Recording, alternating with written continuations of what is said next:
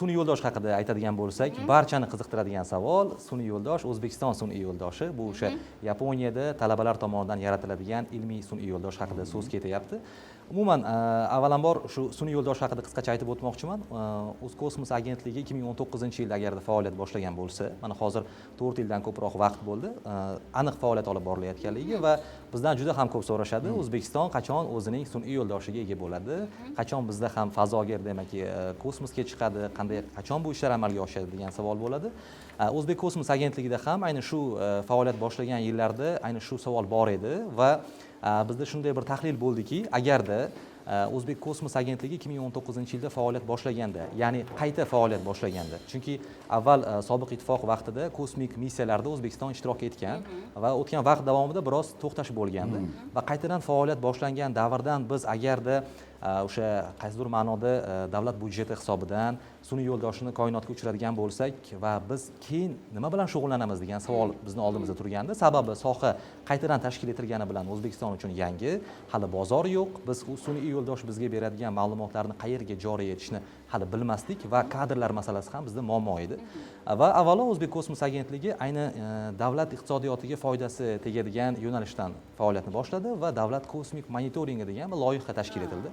Ushbu loyiha doirasida bevosita bugungi kunda o'sha O'zbekistonimiz rivoji uchun muhim bo'lgan qator sohalar va tarmoqlar, bu o'sha ekologiya, geologiya, yer munosabatlari, suv xo'jaligi, kadastr yo'nalishi kabi muhim yo'nalishlarga kosmik suratlarni qayta ishlash orqali aniq tiniqlikdagi ma'lumotlarni taqdim etish borasida ishlar boshlandi va shu o'tgan vaqt davomida qaysidir ma'noda O'zbekistonda bozor yaratildi.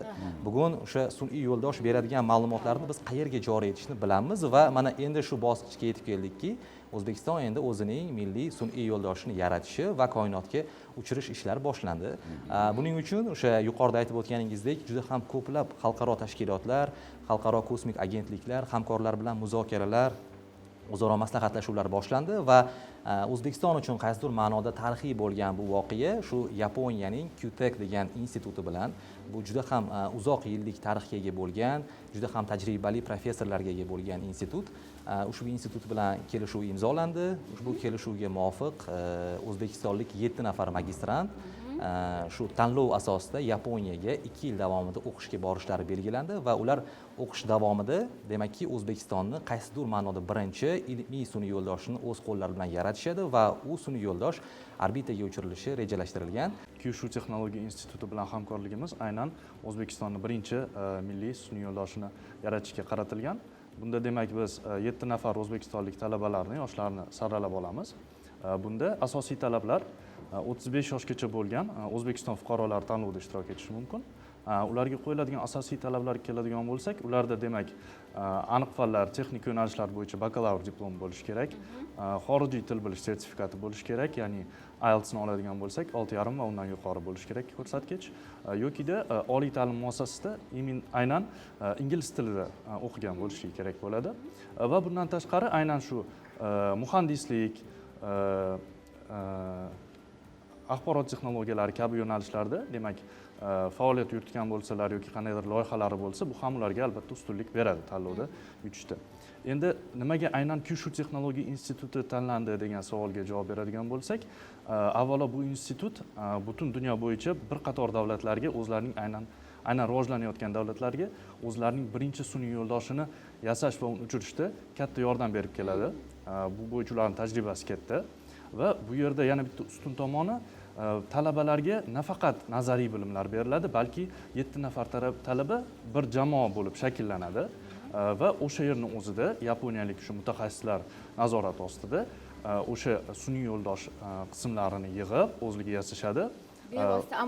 Bevosita amaliyot ham o'sha yerning o'zida amalga oshiriladi va bu jamoa bo'lib shakllanadi. Ya'ni o'sha 7 nafar talaba bir-biri bilan uzviy bog'liq holda ishlaydi. Har bir talabaning o'zining mas'uliyati bo'ladi, vazifasi bo'ladi, o'sha ma'lum bir tarkibiy qismini uchun javobgar bo'ladi. Ular 7 nafar bo'ladi, lekin ma'lum bir kuchi yetmagani chiqib ketib qolib 3 ta yo 5 ta, 4 ta qolmaydimi? Unaqa bo'lmaydimi? Yo'q, unaqa bo'lmaydi. Birdaniga tayyorlanadi. Birdaniga tayyorlanadi. Mana 7 ta talaba bizni saralashdan o'tkazamiz, tanlab olamiz. U yerda faqat O'zbek kosmos agentligi emas, bevosita shu Kyushu texnologiya instituti professorlari ham tanlov jarayonida ishtirok etishadi, suhbatlar o'tkaziladi va mana shu tanlovdan o'tgan 7 nafar talaba Yaponiyaga o'qishga yuboriladi va 2 yil davomida mana shu nazariy va amaliy bilimlarni olib va sun'iy yo'ldoshni yig'ib qaytishadi. Bir jamoa bo'lib shakllanib qaytishadi.